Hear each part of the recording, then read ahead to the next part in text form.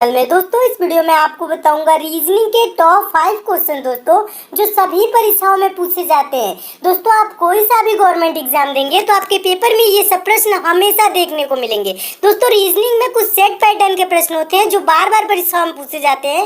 उन प्रश्नों को दोस्तों इस वीडियो में शामिल किया हूँ और दोस्तों इन सभी प्रश्नों को सॉल्व करने के लिए इस वीडियो में आपको बहुत ही आसान ट्रिक बताऊंगा जिसकी सहायता से दोस्तों आप इन सभी प्रश्नों को बिना पेन उठाए सॉल्व करेंगे मात्र कुछ ही सेकंड में। तो आइए दोस्तों देखते हैं रीजनिंग के टॉप 5 क्वेश्चन।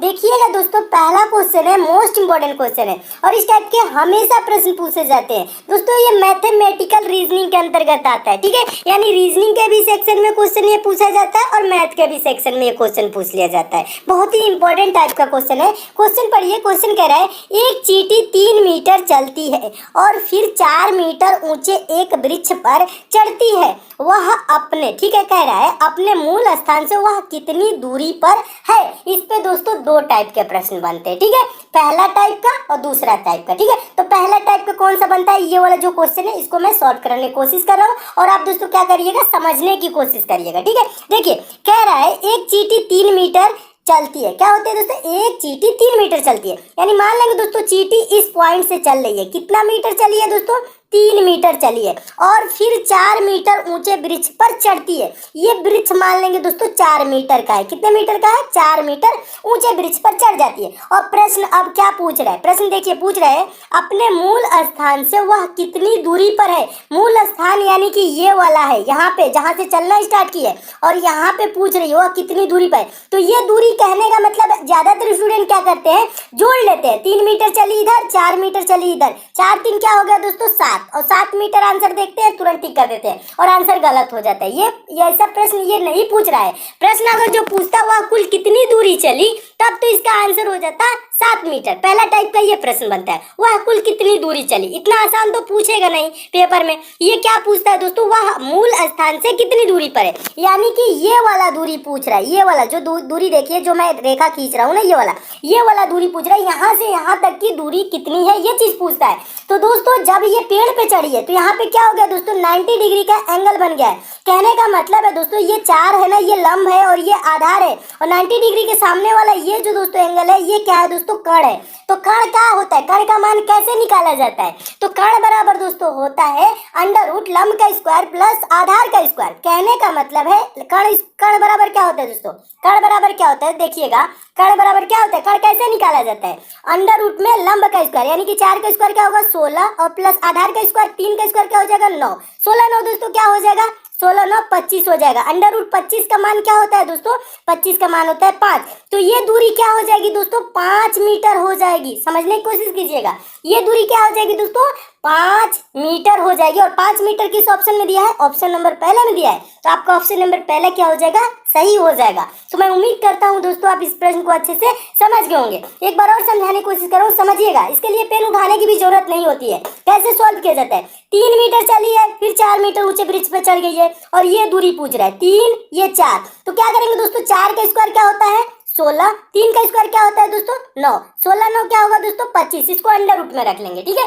अंडर रूट 25 का वैल्यू क्या होता है दोस्तों 5, ठीक है। तो ये कर्ण इस ऐसे आ जाएगा, ये 5 यानी कि ये दूरी जो होगी दोस्तों यहाँ से यहाँ तक की ये 5 मीटर होगी। यानी कि चींटी दोस्तों मूल स्थान से वो कितनी दूरी पे है, तो 5 मीटर की दूरी पे है और 5 मीटर ऑप्शन नंबर ए में दिया। तो आपका ऑप्शन नंबर ए दोस्तों क्या हो जाएगा, सही हो जाएगा। और इस टाइप के दोस्तों हमेशा प्रश्न पूछे जाते हैं। तो मैं उम्मीद करता हूं दोस्तों इस प्रश्न को आप बहुत ही अच्छे तरीके से समझ गए होंगे। अगला क्वेश्चन देखिएगा, दूसरा क्वेश्चन है। दूसरा क्वेश्चन आपका सीरीज से है, यह भी इंपॉर्टेंट क्वेश्चन है, ये भी पूछा गया क्वेश्चन है। देखिए प्रश्न है नीचे दी गई श्रृंखला में प्रश्न चिन्ह के स्थान पर कौन सी संख्या आएगी। प्रश्न चिन्ह है कहाँ, देखिए प्रश्न चिन्ह यहाँ श्रृंखला में दिया गया है और यहीं पे पूछ रहा है कि कौन सी संख्या आएगी। तो दोस्तों सीरीज से रिलेटेड कभी भी आपके पेपर में प्रश्न है तो आप क्या करेंगे, सीरीज को देखेंगे, सीरीज कैसे आगे चल रही है। तो जैसे दोस्तों ये सीरीज कैसे चल रही है देखिएगा, 3 है दोस्तों, 3 के बाद 5, 5 के बाद 6, 6 के बाद दोस्तों 12 हुआ, फिर 12, उसके बाद प्रश्नवाचक चिन्ह 24 26। यानी कहने का मतलब है अगर जो आप डिफरेंस देखे दोस्तों यानी अंतर देखे तो 3 के बाद 5 हुआ 2, फिर 5 के बाद 6 1, 6 के बाद दोस्तों 12 हुआ 6, 12 के बाद दोस्तों 12 है यानी कि 0, 0, फिर उसके बाद प्रश्नवाचक चिन्ह, उसके बाद से दोस्तों 24 है, 26 है, यानी कि 2 इधर, ठीक है। यानी ये यहाँ पे आपको कुछ नजर नहीं आ रहा होगा इस टाइप से कि ये सीरीज कैसे आगे बढ़ रही है या घट रही है, कुछ भी इस यहाँ पे आपको समझ में नहीं आएगा। यहाँ पे देखेंगे दोस्तों 2, 1, 6, 0 ऐसे कोई कुछ भी नहीं समझ में आ रहा है। जब इस टाइप से आपके सीरीज सामने आ जाए और दिखे कुछ भी जब समझ में ना आए, तब क्या किया जाता है दोस्तों, देखिएगा, तब किया जाता है हम एक एक संख्या को छोड़ के सीरीज को सॉल्व करते हैं। कहने का मतलब है 3 के बाद दोस्तों हम 5 छोड़ देंगे 6, ठीक है। 6 के बाद दोस्तों 12 छोड़ देंगे, ये वाला 12 लेंगे। फिर 12 के बाद दोस्तों ये प्रश्नवाचक चिन्ह छोड़ के 24, ठीक है। यानी कहने का मतलब है, देखिए क्या हुआ, 3 दूना के 6, 6 दूना के 12, 12 दूना के 24, यानी क्या हो रहा है, मल्टीप्लाई 2 हो रहा है, यानी कि 2 गुना हो रहा है। 3 दूना के 6, 6 दूना के 12, 12 दूना के 24, ठीक है। अब देखिए, अब क्या करेंगे, दूसरा है जो बचा है बीच वाला, उसे हम लेके चलेंगे। कहने का मतलब है 5 के बाद दोस्तों 12 हुआ, यानी क्या हुआ है दोस्तों, 5 के बाद 12, यानी कि यहाँ पे मल्टीप्लाई नहीं हो रहा है, जुड़ा है। कितना जुड़ा है दोस्तों, 5 में 7 जोड़ेंगे तो 12 हो जाएगा, यानी 7 जुड़ा है। 12 के बाद दोस्तों क्या होगा, इसमें भी 7 अगर जो जोड़ दे तो यहाँ पे दोस्तों क्या हो जाएगा, 19 हो जाएगा। और 19 के बाद दोस्तों 7 जोड़ दे तो क्या हो जाएगा दोस्तों, 26 हो जाएगा। और 26 यहाँ पे दिया हुआ है, तो यहाँ पे प्रश्नवाचक चिन्ह पे भरी जाने वाली संख्या क्या हो जाएगी, 19 हो जाएगा। और 19 किस ऑप्शन में दिया है, तो ऑप्शन नंबर पहले में दिया है, तो आपका ऑप्शन नंबर पहला दोस्तों क्या हो जाएगा, सही हो जाएगा। तो इस टाइप से सीरीज आपको एकदम अच्छे से समझ में आ गई होगी और ये सीरीज कैसे चली है पूरा आपको क्लियर हो गया होगा। तो मैं उम्मीद करता हूँ दोस्तों आप इस प्रश्न को बहुत ही अच्छे तरीके से समझ गए होंगे। क्या किया जाता है दोस्तों, जब सीरीज ना समझ में आए तो एक एक संख्या को छोड़ के सॉल्व किया जाता है, तब सीरीज समझ में आने लगती है, ठीक है। और इसका आंसर क्या हो जाएगा, 19 हो जाएगा। नेक्स्ट क्वेश्चन देखिएगा, तीसरा क्वेश्चन। और दोस्तों मैं आपको बता दूं, प्रश्न सॉल्व करने से पहले क्या किया करिए, वीडियो को पॉज कर दिया करिए, अपने आप से भी सॉल्व करने की कोशिश किया करिए, ठीक है। अपने आप से सॉल्व करने की कोशिश करेंगे तो आपके अंदर सोचने समझने की शक्ति विकसित होगी। तो आप पेपर में क्या होगा, आपको हिचकिचाहट नहीं होगी, हेजिटेशन नहीं होगी, आप प्रश्नों को पेपर में भी अच्छे से सॉल्व करने लगेंगे। तो अपने आप से भी सॉल्व करने की कोशिश किया करिए, बुक से भी प्रैक्टिस किया करिए, ठीक है। देखिए तीसरा क्वेश्चन बहुत ही इंपॉर्टेंट है और आपको प्रश्न दोस्तों अच्छे लग रहे हैं तो वीडियो को अभी लाइक कर दीजिए और ज्यादा से ज्यादा आप दोस्तों शेयर किया करिए। लाइक शेयर करते हैं तो दोस्तों हमें मोटिवेशन मिलता है कि आपको वीडियो पसंद आ रही है। और किसी टॉपिक में आप विशेष रूप से कमजोर है तो उस टॉपिक का नाम यानी चैप्टर का नाम भी कमेंट कर देंगे तो भी चैप्टर में बहुत जल्द कंप्लीट करा दूंगा, ठीक है। देखिए तीसरा क्वेश्चन है, नीचे दी गई प्रश्न का सही वेन आरेख बताएं। वेन डायग्राम बनाना है, किसका, घोड़ा बंदर बाघ, ठीक है।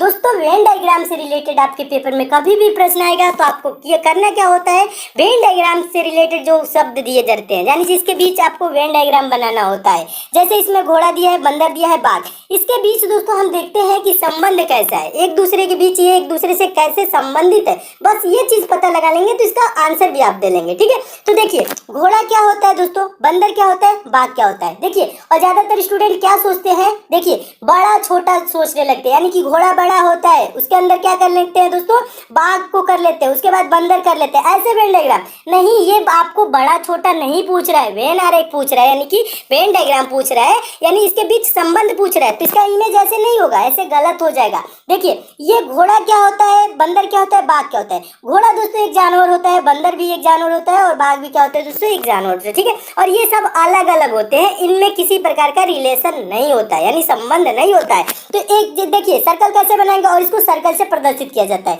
तो एक घोड़ा का सर्कल हो जाएगा, फिर एक बंदर का सर्कल हो जाएगा और एक बाघ का सर्कल हो जाएगा, यानी अलग अलग इसका सर्कल हो जाएगा, ठीक है। तो दोस्तों इस टाइप से अलग अलग सर्कल देखिए किस ऑप्शन में दिया है, तो आपका देखेंगे दोस्तों ऑप्शन नंबर बी देखेंगे तो ऑप्शन नंबर बी में दिया है अलग अलग सर्कल, ठीक है। तो ऑप्शन नंबर बी क्या हो जाएगा, सही हो जाएगा, यानी इसके बीच कोई एक संबंध नहीं होता है, ये सब अलग अलग जानवर है। तो इस टाइप का वेन डायग्राम किस टाइप से बनेगा, ऑप्शन नंबर बी की तरह। तो आपका ऑप्शन नंबर बी दोस्तों क्या हो जाएगा, सही हो जाएगा। तो मैं उम्मीद करता हूँ दोस्तों, देखिएगा दोस्तों चौथा क्वेश्चन है। चौथा क्वेश्चन बहुत ही इंपॉर्टेंट क्वेश्चन है और ये पेपर में बहुत बार पूछा जा चुका है। देखिए क्वेश्चन देखने में दोस्तों आपको बहुत बड़ा लग रहा होगा, लेकिन सॉल्व करना ये बहुत ही आसान होता है। और ज्यादातर स्टूडेंट क्या करते हैं, क्वेश्चन बड़ा देखते हैं और छोड़ देते हैं, ठीक है। क्वेश्चन बड़ा देख के छोड़ा नहीं जाता, उसको सॉल्व करने की कोशिश किया जाता है, ज्यादा टाइम नहीं दिया जाता है, ठीक है। देखिए इसमें टाइम नहीं लगेगा, प्रश्न को पढ़िएगा। प्रश्न कह रहा है नीचे दी गई श्रृंखला में अगला संख्या क्या होगा। यानी ये श्रृंखला दी गई है दोस्तों और इसमें पूछ रहा है कि यहाँ प्रश्नवाचक चिन्ह यानी कि यहाँ पे कौन सी संख्या आएगी। तो इसके लिए क्या करेंगे दोस्तों, सीरीज के संख्याओं को ध्यान से देखेंगे, सीरीज कैसे आगे चल रही है। कहने का मतलब इसमें देखिए पहले में क्या दिया है 5896542337, उसके बाद दोस्तों है 89654237, उसके बाद है 89654223, उसके बाद दोस्तों है 965423, उसके बाद प्रश्नवाचक चिन्ह। ठीक है, ये दिया है। तो इसमें आप थोड़ा सा अगर दोस्तों थोड़ा सा दिमाग लगाएंगे, ध्यान लगाएंगे तो क्या होगा दोस्तों, ध्यान से देखेंगे तो आपको दिख जाएगा। ठीक है, क्या दिख जाएगा, यानी ये जो श्रृंखला है, ये जो पहला वाला संख्या है, ठीक है, अगर जो ध्यान से देखें उसके बाद दूसरे वाले में क्या हुआ है, यहाँ पे दोस्तों जो यहाँ पे आपको 5 दिख रहा है ना, ये वाला 5 पहला वाला संख्या इसमें काट दिया है। तो यानी दूसरा में क्या किया है, 5 को नहीं लिखा है, 5 को नहीं लिखा है, 8 से स्टार्ट किया है और यहाँ तक लिखा है 8 9, देखिए लिखा है ना 89654237, ये लिखा है ना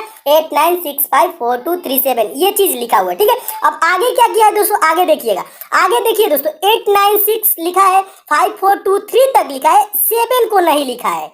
समझ रहे ना, कर क्या रहा है, यानी कि पहले वाले में क्या किया, पहला संख्या हटा दिया, दूसरे वाले में क्या किया, लास्ट वाला हटा दिया, तीसरे वाले में क्या किया दोस्तों, देखिए तीसरे वाले में क्या किया है, आगे देखिएगा, यहाँ पे तीसरे वाले में क्या किया है, यहाँ पे लास्ट वाला ही संख्या को इसको जब हटा दिया है, फिर चौथे वाले में क्या किया, ये चीज देखिएगा, ध्यान से देखिएगा, एक बार और समझाने की कोशिश करो। पहले वाले में पहले में क्या किया, दूसरे वाले में क्या कर दिया दोस्तों, ये वाला पहला 5 को हटा दिया और पूरा लिख दिया। ठीक है, यानी कि यहाँ पे इतना लिख दिया, फिर इसमें क्या किया दोस्तों, 7 को हटा दिया, यानी कि लास्ट वाले को हटा दिया और इतना लिख दिया। उसके बाद दोस्तों चौथे वाले में क्या किया है, चौथे वाले में देखेंगे दोस्तों, ये चौथे वाले में क्या किया है, यानी कि 8 को हटा दिया है, ये वाला 8 को हटा दिया है और पूरा लिख दिया है। और लास्ट वाले में दोस्तों क्या किया है, लास्ट वाले में देखने की कोशिश करेंगे, देखिए अब इसके बाद से क्या करेंगे, यानी कि 8 को हटा दिया है, 9654, ये देखिएगा 965423 लिख दिया है। उसके बाद दोस्तों हम लास्ट वाले यानी जहाँ प्रश्नवाचक चिन्ह यहाँ पे क्या होगा आपको बताना है। ठीक है, समझने की कोशिश कीजिए, एक बार और समझाता हूँ।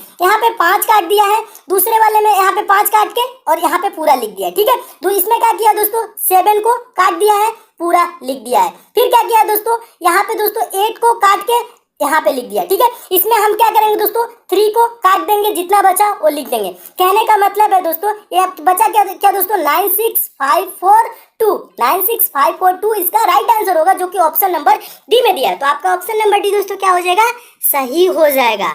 तो इस टाइप के भी प्रश्न आए दोस्तों तो आप ऐसे सॉल्व कर सकते हैं। एक बार समझ लीजिएगा, ज्यादा कुछ नहीं किया है, बस 5 काटा है फिर लिख दिया। ठीक है, फिर इसमें क्या किया है दोस्तों, 7 को काटा है लिख दिया। ठीक है, फिर इसमें क्या किया है दोस्तों, 8 को काटा है लिख दिया। फिर आगे क्या करेंगे दोस्तों, 3 को काटेंगे लिख देंगे। ठीक है, 3 को काटेंगे लिख देंगे, तो इसका आंसर क्या हो जाएगा, ये हो जाएगा। देखिए दोस्तों बहुत ही आसान क्वेश्चन है और ये बहुत बार पूछा जा चुका है और मैं उम्मीद करता हूँ दोस्तों इस प्रश्न को आप बहुत ही अच्छे तरीके से समझ गए होंगे। नेक्स्ट क्वेश्चन देखिएगा दोस्तों, 5वां क्वेश्चन कैलेंडर से है और मोस्ट इंपॉर्टेंट क्वेश्चन है और रेलवे एग्जाम में ये प्रश्न पूछा जा चुका है। देखिए क्वेश्चन क्या कह रहा है, यदि 30 जनवरी 2013 गुरुवार रहा हो, गुरुवार मतलब क्या होता है दोस्तों, बृहस्पतिवार होता है। ठीक है, बृहस्पतिवार रहा हो तो 2 मार्च 2013 को कौन सा दिन था, ये चीज पूछ रहा है। तो दोस्तों इस टाइप के प्रश्नों को कैसे सॉल्व किया जाता है, देखिए अगर जो इस टाइप के प्रश्न आए तो आपको किया जाता है, करना क्या होता है दोस्तों, करना क्या चाहिए। देखिए 30 जनवरी 2013 से 2 मार्च 2013 तक हम दिन निकालेंगे, कितने दिन होंगे। ठीक है, ये चीज इनके बीच की दिन निकालेंगे। तो देखिए यहाँ पे आप करना क्या है, 30 जनवरी यानी कि जनवरी टोटल कितने दिन का होता है दोस्तों, जनवरी कितने दिन का होता है, 31 दिन का होता है। जनवरी कितने दिन का होता है, 31 दिन, और 30 दिन तो बीत गया, बचा इसमें कितना दिन दोस्तों, 1 दिन। फरवरी कितने दिन का होता है दोस्तों, 28 या 29 दिन का। लीप ईयर जो होता है दोस्तों उसमें फरवरी होता है 29 दिन का। और लीप ईयर कैसे निकालते हैं, कैसे पहचानते हैं, तो दो दोस्तों जो वर्ष होता है, जैसे यहाँ 2013 है, अगर जिसमें पूरा भाग चला जाएगा तो ये लीप ईयर होगा। इसमें दोस्तों 4 से किससे दोस्तों, 4 से पूरा भाग चला जाएगा, जिसमें वो क्या होता है, लीप ईयर। जैसे 2012 में पूरा 4 से भाग चला जाएगा। ठीक है, 2020 है, 2012, 2016, 2020, ये क्या हुआ दोस्तों, ये सब लीप ईयर होते हैं। इसमें 4 से पूरा भाग चला जाता है। तो इसमें फरवरी माह कितने दिन का होता है, 29 दिन का होता है। लेकिन 2013 क्या है, लीप ईयर नहीं है। तो तो इसमें फरवरी माह कितने दिन का होगा, 28 दिन का। तो फरवरी में कितना दिन बचा दोस्तों, 28 दिन। और पूछ क्या रहा है दोस्तों, 2 मार्च को, फरवरी के बाद आएगा मार्च, 2 मार्च यानी कि 2 मार्च में 2 दिन, ठीक है। अब इसको जोड़िए, कितना दिन हुआ, 1 28 2 जोड़ेंगे, 1 28 29 29 2 31, कितना दिन हो गया दोस्तों, 31 दिन। अब क्या करेंगे दोस्तों, इसके बीच का दिन कितना आ गया, 31 दिन आ गया। हम 31 को क्या करेंगे दोस्तों, 7 से भाग करेंगे। 7 से क्यों भाग करते हैं, सप्ताह में 7 दिन होते हैं, प्रत्येक सप्ताह के बाद वही दिन रिपीट करने लगता है, इसलिए दोस्तों क्या करते हैं, 7 से भाग करेंगे। 31 को दोस्तों 7 से भाग करेंगे तो क्या होगा, 7 चौक 28 हो जाएगा। और यहाँ पे शेषफल में क्या बचेगा, शेष क्या बचेगा, 31 में से 28 घटाएंगे तो क्या हो जाएगा, 3 बचेगा। ये जो 3 दिन बचा ना, इसी को क्या करेंगे, गुरुवार में जोड़ देंगे। गुरुवार यानी कि बृहस्पतिवार में 3 दिन जोड़ेंगे, 1 दिन जोड़ेंगे तो क्या होगा दोस्तों, शुक्रवार, 2 दिन जोड़ेंगे शनिवार, तीसरा दिन जोड़ेंगे रविवार। रविवार किस ऑप्शन में दिया है, तो ऑप्शन नंबर डी में दिया है। तो आपका ऑप्शन नंबर डी दोस्तों क्या हो जाएगा, सही हो जाएगा। तो मैं उम्मीद करता हूं दोस्तों इस प्रश्न को भी आप अच्छे से समझ गए होंगे, और इस टाइप के भी प्रश्न आएगा तो आपके पेपर में कभी भी पूछा जाएगा तो आप सॉल्व कर लेंगे। ज्यादा कुछ नहीं किया जाता है, बस इनके बीच का दिन देखा जाता है, टोटल कितने दिन है। जैसे इसमें 1 दिन बचा जनवरी में, फरवरी में 28 दिन बचा। देखिए बिना पेन उठाए भी सॉल्व कर सकते हैं। देखिए क्या बचा दोस्तों, जनवरी में कितना दिन बचा, 1 दिन। फरवरी में कितना दिन है, 28 दिन। मार्च में किस मार्च को पूछ रहा है, 2 मार्च को, 2। इसको जोड़ लेंगे बस यही, ठीक है। जोड़ेंगे 1 28 2 क्या हो जाएगा दोस्तों, 31 हो जाएगा।